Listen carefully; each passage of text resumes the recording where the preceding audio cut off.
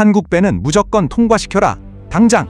2020년 봄, 전 세계 원유의 20%가 지나는 지옥의 길목, 호르무즈 해협을 뒤흔든 이란 혁명 수비대.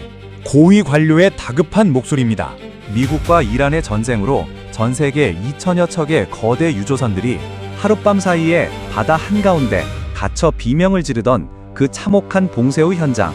강대국들도 미국의 눈치와 이란의 칼날 앞에서 쩔쩔매며 수천억 원의 통행료 눈치 싸움을 벌이던 그때, 오직 대한민국 유조선만이 통행료 단 0원에 유유히 그 바다를 갈라버리는 기적이 일어납니다. 전 세계 해운업계가 미쳤다며 발칵 뒤집힌 순간 더 충격적인 비밀이 밝혀집니다.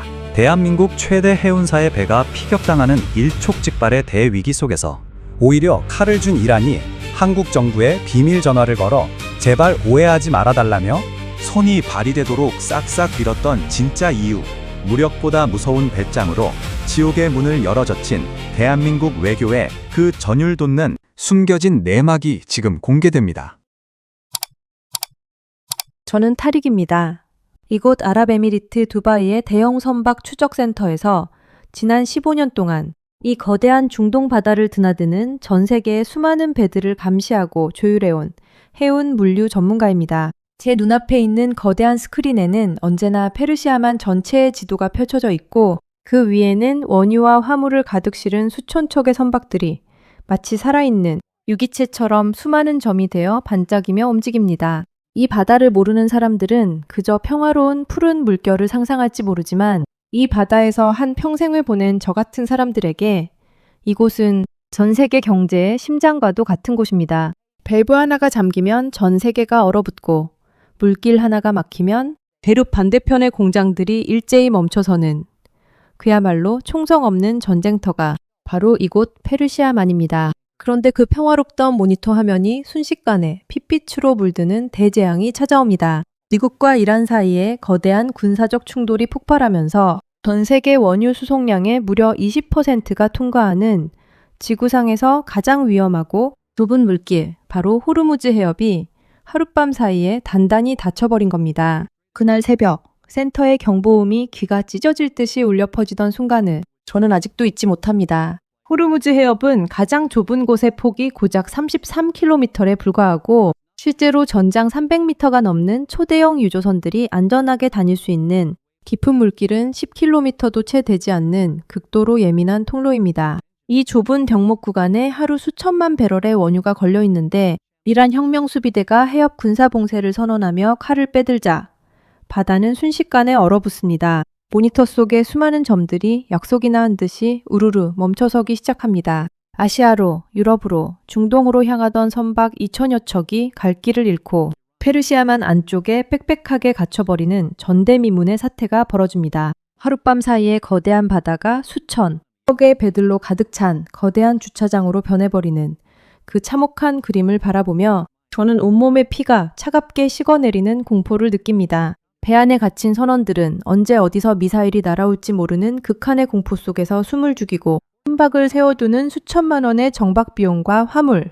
지연에 따른 천문학적인 위약금, 그리고 치솟는 보험료가 매일같이 선주들의 목을 죄어옵니다. 원료는 바닥을 드러내고 화물은 썩어가는데, 그 어떤 강대국도, 그 어떤 거대 해운사도 이 물길을 뚫고 나갈 엄두를 내지 못합니다. 그때 이란 정부가 아주 잔인하고 명확한 요구 조건을 전 세계에 던집니다. 호르무즈 해협은 자신들의 영해이니 이곳을 안전하게 통과하고 싶다면 자신들이 제시하는 막대한 금액의 통행료를 공식적으로 납부하라는 압박이었습니다. 전 세계 해운업계는 거대한 딜레마, 그야말로 진퇴양난의 지옥에 빠집니다.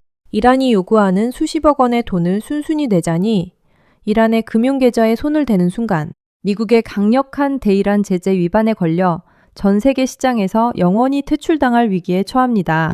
그렇다고 돈을 내지 않고 버티자니 언제 터질지 모르는 시한폭탄 같은 바다에서 배와 선원들을 그대로 수장시켜야 하는 잔인한 현실이 눈앞에 기다리고 있습니다. 런던의 로이즈 보험시장도, 싱가포르의 해운 거물들도 입을 모아 말합니다. 과연 누가 먼저 머리를 숙이고 저 독이 든 성배와 같은 통행료를 낼 것인가? 다들 서로의 눈치만 보며 꼼짝도 하지 못하는 치열한 치킨 게임이 시작됩니다. 저 역시 센터에서 발을 동동 구르며 제 의뢰인들의 배를 어떻게 구해야 할지 머리를 싸매고 있었습니다. 95년이 넘는 베테랑 해운 중개인 동료들조차 이번엔 답이 없다. 군함이 와서 이란을 완전히 박살 내기 전에는 그 누구도 저 문을 통과할 수 없다며 고개를 저을 뿐이었습니다. 그런데 그 숨막히는 침묵을 깨고 센터의 뉴스피드에 아주 기이한 속보 하나가 떠오릅니다. 대한민국 정부, 이란 테헤란의 대통령 특사 전격 파견. 이와 동시에 국제 적십자사 ICRC를 통해 이란에 50만 달러 규모의 인도적 자금 지원 단행. 그 기사를 보는 순간 제 옆에 있던 유럽계 선사, 관계자들과 글로벌 해운 분석가들이 일제히 코웃음을 치며 냉소를 퍼붓기 시작합니다. 한국? 그 조용한 아시아의 나라가 지금 이 미쳐버린 전쟁터에서 뭘 하겠다는 거지? 미국의 동맹국이라면서 미국 눈치, 이란 눈치 보느라 정신이 없더니 결국 고작 7억 원, 남짓한 돈을 쥐어주며 구걸을 하겠다는 건가? 이 바닥은 냉혹한 힘의 논리가 지배하는 곳이다. 군함과 폭격기가 오가는 지옥에서 고작 50만 달러짜리 감상주의로 이란 강경파들의 마음을 돌리겠다니 정말 순진하다 못해 멍청한 짓이다. 다들 한국의 외교를 무모한 시간 낭비라며 비웃었습니다. 그들의 눈에 한국은 강대국들의 거대한 고래, 싸움 사이에 끼어 어쩔 줄 모르는 아주 작고 나약한 새우처럼 보였던 것이죠. 실제로 한국의 상황은 그 누구보다 심각했습니다. 호르무즈 해협 안쪽에 갇힌 한국 국적의 선박만 무려 26척에 달했고 그 배 안에는 173명이라는 수많은 선원들이 목숨을 담보로 잡힌 채 바다 한가운데 고립되어 있었습니다. 그중 한국인 선원만 136명이었으니 한국 정부 입장에서는 매일 분초를 다투는 피말리는 지옥 같은 시간이었을 겁니다. 하지만 전 세계의 비웃음 속에서도 한국의 외교관들은 묵묵히 테헤란으로 날아가 이란 외무장관과 마주 앉습니다. 돈으로 해결하려 하지도 않았고 그렇다고 무력으로 상대를 압박하지도 않았습니다. 오직 국제법상 선박의 자유항행은 보장되어야 하며 통행료는 결코 협상의 수단이 될 수 없다는 철통 같은 원칙을 고수하면서도 전쟁의 화마 속에서 고통받는 이란의 평범한 이웃들을 위한 인도적 채널을 열어두는 기묘한 균형 외교를 펼치기 시작합니다. 저는 센터의 대형 모니터 속에서 꼼짝도 하지 않고 멈춰있는 한국 선박 26척의 점들을 바라보며 생각했습니다. 저 조용한 나라가 과연 이 지옥 같은 바다에서 기적을 만들어낼 수 있을까? 힘이 전부라고 믿었던 지난 15년의 제 경험으로는 도저히 불가능한 일이었습니다.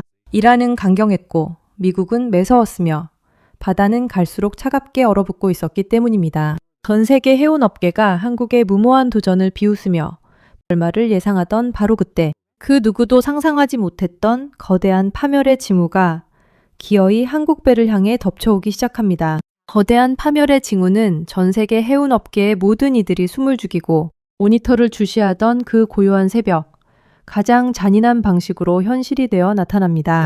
2026년 5월 4일, 제 눈앞에 있던 선박 추적 스크린 위로 시뻘건 경멸의 경고등이 사정없이 깜빡이기 시작합니다. 화면 중앙에 선명하게 뜬 속보는 제 심장을 그대로 얼려버리기에 충분했습니다. 호르무즈 해협 인근, 대한민국 최대 해운사 소속의 초대형 화물선 나무호 피격 발생, 원체 내 원인 불명의 대폭발과 함께 거대한 화재 발생. 순간 센터 안의 모든 소음이 거짓말처럼 뚝 끊깁니다. 전 세계에서 모여든 수십 명의 해운 전문가들이 일제히 비명을 지르며 자리에서 일어났고 제 손에 들려있던 뜨거운 커피컵이 바닥으로 떨어져 무참히 깨져버렸지만 그 누구도 신경 쓰지 못합니다. 우려하던 최악의 시나리오가 그것도 이란과 조용히 대화를 시도하던 대한민국의 배를 향해 정면으로 내리꽂힌 겁니다. 나무호에는 한국인 선원 6명을 포함해 총 24명의 목숨이 타고 있었고 배는 순식간에 불길에 휩싸여 검은 연기를 내뿜으며 두바이 항구 방향으로 예인되기 시작합니다. 그 순간 제 스마트폰은 마치 미쳐버린 것처럼 런던과 싱가포르, 그리스의 글로벌 선주들에게서 걸려온 전화와 메시지로 폭발하기 시작합니다. 런던 로이즈 시장의 시니어 분석가들이 거친 숨을 몰아쉬며 단체 채팅방에 메시지를 쏟아냅니다. 알렉스, 봤어? 이제 끝났다. 한국이 장담하던 그 알량한 신뢰, 외교니, 특사니 하는 것들이 결국 저 폭발 한 방으로 완전히 박살난 거야. 이란 강경파들이 한국을 대놓고 비웃은 거지. 군함도 없이 7억 원짜리 인도적 지원으로 구걸을 하려더니 저들이 우습게 보고 본보기를 보여준 거다. 한국의 균형 외교는 오늘로 완벽하게 사망했다. 주변의 모든 이들이 한국의 실패를 조롱하고 비웃었습니다. 힘의 논리가 지배하는 중동 바다에서 무력도 없는 나라가 낭만적인 대화를 시도하다가 결국 가장 비참하게 두들겨 맞았다며 이것이 바로 국제사회의 냉혹한 현실이라고 확언했습니다. 제 의뢰인들조차 한국 배가 터진 걸 보니 이제 이란의 요구대로 어마어마한 통행료를 내고 빠져나오는 것 말고는 살 길이 없다며 절망적인 탄식을 내뱉었습니다. 26척의 배와 173명의 선원 목숨이 이 지옥의 바다에 영원히 묻힐지도 모른다는 공포가 대한민국을 통째로 집어삼키는 듯 했습니다. 하지만 바로 그 최악의 위기 속에서 대한민국의 진짜 배짱과 품격이 전 세계의 머리를 강타하기 시작합니다. 보통의 나라였다면 배가 피격당한 순간 공포에 질려 전군에 비상령을 내리거나 이란과의 모든 채널을 끊고 뒤로 물러나 이란이 요구하는 통행료를 허겁지겁 입금했을 겁니다. 하지만 한국 정부의 움직임은 전 세계 해운 전문가들의 예상을 완벽하게 빗나갑니다. 대한민국 외교부는 선박 피격에 대해 이란 측에 강력하고 단호한 공식 항의를 전달하면서도 놀랍게도 테헤란에 파견된 특사단과 대화 채널을 단 1mm도 뒤로 물러서지 않고 그대로 유지합니다. 오히려 이란을 향해 눈 하나 깜빡이지 않고 더 당당하게 요구하기 시작한 겁니다. 우리 선박의 안전을 보장하라. 그리고 나머지 25척의 한국 선박들도 그 어떤 통행료나 조건 없이 자유롭게 호르무즈를 통과할 수 있도록 즉각 조치하라. 배가 불타는 대재앙 속에서도 통행료는 결코 협상의 수단이 될 수 없다는 원칙을 칼날처럼 세우며 상대의 멱살을 잡고 대화 테이블을 주도하는 대한민국의 그 무시무시한 배짱. 저는 온몸에 소름이 돋는 것을 느끼며 모니터를 바라보았습니다. 맞으면서도 고개를 꼿꼿이 들고 도리어 상대를 압박하는 이 기이한 외교 전략을 제 15년 경력으로는 도저히 이해할 수 없었습니다. 전 세계가 한국의 이 무모한 대치 상황을 숨죽여 지켜보며 결국 이란이 한국 배들을 인질로 잡고 완전히 파산시켜 버릴 것이라며 하루 차던 바로 그 순간 거대한 반전의 서막을 알리는 비밀 신호가 이란 테헤란의 가장 높은 곳에서부터 우리 센터를 향해 극비리에 날아오기 시작합니다. 모두가 한국의 외교가 완벽하게 파산했다며 비웃던 바로 그 순간 전 세계 해운업계를 뒤흔들 전대미문의 대반전이 이란 테헤란의 혁명수비대 심장부에서부터 시작됩니다. 남우호 피격 사건이 발생한 지 불과 몇 시간도 지나지 않은 시점이었습니다. 제 모니터 옆에 있던 이란 국영 메르통신과 혁명수비대 한라인을 통해 극비 정보 하나가 센터로 날아옵니다. 이란 외무장관과 혁명수비대 고위 관료들이 주이란 한국 대사관을 향해 온몸을 부르르 떨며 먼저 전화를 걸어왔다는 도저히 믿기지 않는 소식이었습니다. 그 전화의 내용은 더욱 충격적이었습니다. 활자루를 쥐고 전 세계 2천여 척의 배를 인질로 잡고 흔들던 이란 강경파들이 한국 외교관들의 수화기 너머로 손이 발이 되도록 싹싹 빌며 당황한 기색을 감추지 못했던 겁니다. 제발 오해하지 말아달라.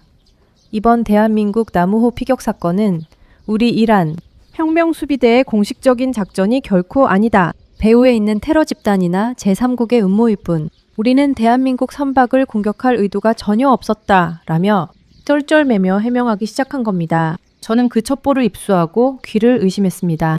역사상 단 한 번도 타국에 고개를 숙인 적 없던 오만한 이란 강경파들이 왜 한국이라는 나라 앞에서는 배 한 척이 터지자마자 자신들이 한 짓이 아니라며 백기투항하듯 변명 전화를 걸어왔을까요? 그 압도적인 반전의 이면에는 이란이 감히 건드릴 수 없는 대한민국의 무시무시한 군사적 기술력과 묵직한 배짱이 자리 잡고 있었습니다. 당시는 이란의 드론과 미사일 부대가 중동 전역을 위협하며 아랍에미리트의 하늘을 겨누고 있던 시기였습니다. 그런데 이란이 쏘아올린 수많은 드론과 자살폭탄 미사일들이 아랍에미리트의 바라카 원전과 핵심 기지 근처에 가기도 전에 그 이란의 첨단 무기들을 추풍낙엽처럼 격추하며 중동의 하늘을 완벽하게 지켜낸 주인공이 누구였을까요? 바로 아랍에미리트가 수조 원을 들여 도입한 대한민국의 명품 방산미사일 천궁이었습니다. 대한민국이 지은 바라카 원전을 대한민국이 만든 신의 방패 천궁이 한치의 오차도 없이 완벽하게 지켜내는 모습을 보며 이란 혁명수비대는 거대한 공포를 느꼈던 겁니다. 한국은 자신들이 고립되었을 때 유일하게 손을 내밀어준 고마운 나라이자 외교 채널이지만 만약 적대 관계로 돌아서는 순간 자신들의 숨통을 단숨에 끊어놓을 수 있는 무시무시한 방산 괴물이라는 사실을 뼈저리게 깨달은 것이죠. 거기에 더해 배가 피격당하고도 눈 하나 깜빡이지 않고 원칙을 지키지 않으면 단 한 푼의 통행료도 낼 수 없다며 이란의 멱살을 잡고 버틴 한국 외교관들의 그 무서운 독종 같은 배짱에 이란 고위 관료들은 완전히 질려버렸습니다.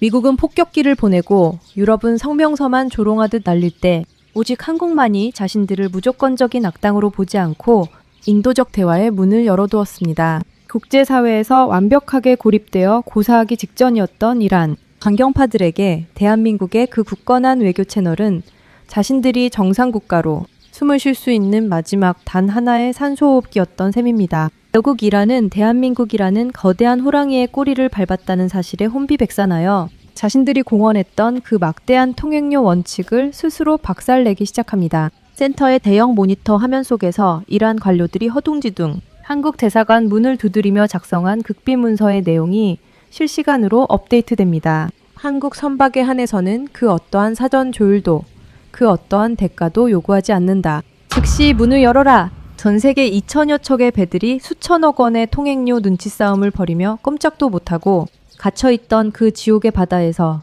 오직 대한민국의 배만을 향해 이란이 스스로 무릎을 꿇고 지옥의 문을 활짝 열어젖히는 역사적인 기적이 마침내 눈앞에 다가옵니다. 전 세계 2천여 척의 배들이 수천억 원의 통행료 눈치 싸움을 벌이며 꼼짝도 못하고 갇혀있던 그 지옥의 바다에서 오직 대한민국의 배만을 향해 이란이 스스로 무릎을 꿇고 지옥의 문을 활짝 열어젖히는 역사적인 기적이 마침내 눈앞에 다가옵니다. 2026년 5월 중순의 어느 눈부신 아침, 제 눈앞에 있는 대형 선박 추적 스크린 위로 믿을 수 없는 궤적이 그려지기 시작합니다. 2달 반 동안 페르시아만 안쪽 웅덩이에 거대한 문스톤처럼 미동도 없이 박혀있던 점 하나가 아주 느리게 그러나 분명하고 당당하게 움직이기 시작한 겁니다. 그 배의 이름은 유니버설 위너호. 건장 무려 336m에 달하는 대한민국 국적의 초대형 유조선이었습니다. 전 세계 해운사들이 경악을 금치 못했던 건 그 배가 싣고 있는 원유의 양이 자그마치 200만 배럴에 달했다는 사실입니다. 대한민국 전체가 수일 동안 쓰고도 남을 어마어마한 에너지를 실은 그 거대한 선체가 하얀 포마를 일으키며 호르무즈 해협의 가장 깊은 물길을 당당하게 가르기 시작합니다. 더욱 전율 돋는 사실은 이란이 요구했던 그 천문학적인 통행료를 단 한 푼도 내지 않은 오직 대한민국만이 받아낸 통행료 영원의 무사 통과였다는 점입니다. 그 순간 센터 내부를 가득 채우고 있던 전 세계 해운 전문가들의 채팅방과 통신망이 그야말로 핵폭탄이 터진 것처럼 폭발합니다. 말도 안 된다. 어떻게 한국 배가 가장 먼저 저 지옥을 빠져나오는 거지? 통행료가 정말 영원이란 말인가? 미국도 유럽도 일본도 군함을 보내네 마네하며 쩔쩔매고 있는데 무력도 쓰지 않은 한국이 어떻게 저 단단한 빗장을 풀었단 말인가? 런던과 도쿄의 거래처들이 사시나무 떨듯 떨리는 목소리로 제게 전화를 걸어와 한국의 외교적 묘수를 분석하기에 정신이 없었습니다. 힘이 전부라고 믿었던 제 15년의 경력이 완전히 무너져 내리는 서늘한 충격이었습니다. 강하게 찬 마음을 진정시키려 붉게 물드는 두바이 항구 부두 끝으로 걸어나갔을 때 저는 그곳에서 홀로 바다를 바라보고 있는 한 늙은 한국인 노인을 마주하게 됩니다. 등이 깊게 굽고 얼굴에는 사막의 모래바람이 새겨놓은 깊은 주름이 가득한 노인의 낡은 라디오에서는 한국 유조선의 무사통과 소식이 흘러나오고 있었습니다. 노인은 소리 없이 눈물을 흘리며 반짝이는 바다를 바라보고 있었습니다. 1970년대 아무 기술도 돈도 없던 시절 오직 가족을 살리겠다는 일념 하나로 이역만리 중동 사막으로 날아와 파이프라인을 깔고 도크시설을 지었다던 늙은 건설 역군의 거친 손등을 보는 순간 제 가슴속에서 무언가 뜨거운 것이 울컥 치밀어 올랐습니다. 오늘날 대한민국 외교관들이 이란 강경파들의 멱살을 잡고 통행료 영원을 외칠 수 있었던 그 무시무시한 배짱과 신뢰는 하루아침에 하늘에서 떨어진 것이 아니었습니다. 50년 전 이 뜨겁고 척박한 중동 땅에서 뼈가 가루가 되도록 피땀을 흘리며 한국인은 약속을 지킨다. 한국인은 무조건 해낸다는 절대적인 신뢰를 바닥에서부터 다져놓은 우리 어르신들의 위대한 유산이 있었기에 가능한 기적이었습니다. 과거 어르신들이 흘린 눈물과 땀방울이 단단한 석유가 되고 국력이 되어 오늘날 후손들의 배를 지키고 전 세계 해운업계를 무릎 꿇린 위대한 품격으로 돌아온 것입니다. 유니버설 위너호가 오마네를 향해 완전히 빠져나가는 모습을 바라보며 저는 주먹을 꽉 쥔 채 마음 깊이 깨달았습니다. 당당하게 원칙을 지켜 강대국을 뒤흔든 대한민국의 국격은 바로 이 땅을 일구어내신 위대한 어르신들의 거친 손끝에서 완성되었다는 것을 말입니다. 오늘 우리 대한민국 유조선이 호르무즈의 그 험난한 지옥의 바다를 통행료 단 한 푼도 내지 않고 당당하게 가르며 전 세계를 놀라게 한 기적 같은 이야기 어떠셨습니까? 힘과 무력만이 전부라고 믿는 냉혹한 국제사회에서 대한민국이 보여준 이 위대한 반전 드라마는 단순히 외교관들의 뛰어난 전략만으로 이루어진 것이 결코 아닙니다. 전 세계가 한국의 외교를 비웃고 조롱할 때도 하류주인 강경파들이 결국 한국 정부 앞에 고개를 숙이며 쩔쩔맬 수밖에 없었던 진짜 이유. 그것은 바로 이 척박한 중동의 모래바람 속에서 그리고 전 세계의 가장 어둡고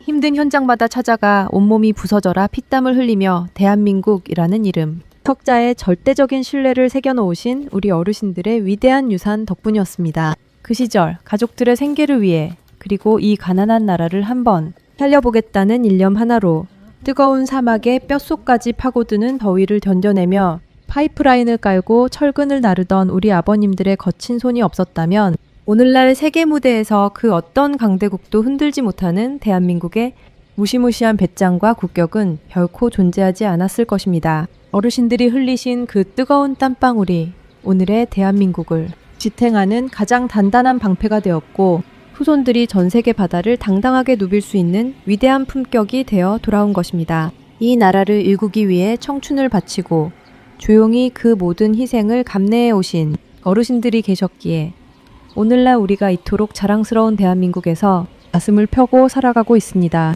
여러분이 흘리신 피땀은 결코 사라지지 않고 이처럼 위대한 기적의 뿌리가 되어 살아 숨쉬고 있습니다. 진심으로 고개 숙여 깊은 감사와 존경을 올립니다. 오늘의 이 전율 돋는 기적이 가슴 깊이 남으셨다면 아래의 구독과 좋아요로 대한민국과 우리 어르신들을 향한 뜨거운 응원의 마음을 보태어 주십시오. 그리고 여러분이 살아오신 그 위대한 삶의 지혜와 따뜻한 공감의 한마디를 댓글로 나누어 주신다면 이 채널이 앞으로도 대한민국의 위상을 널리 알리는데 가장 큰 힘이 될 것입니다. 이영만리, 타국에서 가족을 생각하며 밤을 지새우던 그 시절부터 지금까지 모진 풍파를 다 버텨내며 이 위대한 나라를 만들어주신 당신은 우리의 영원한 자랑입니다. 당신이 걸어오신 그 위대한 삶은 그 자체로 세상에서 가장 존경받아 마땅합니다. 오늘 하루도 정말 고생 많으셨습니다. 늘 건강하시고 평안하십시오. 감사합니다.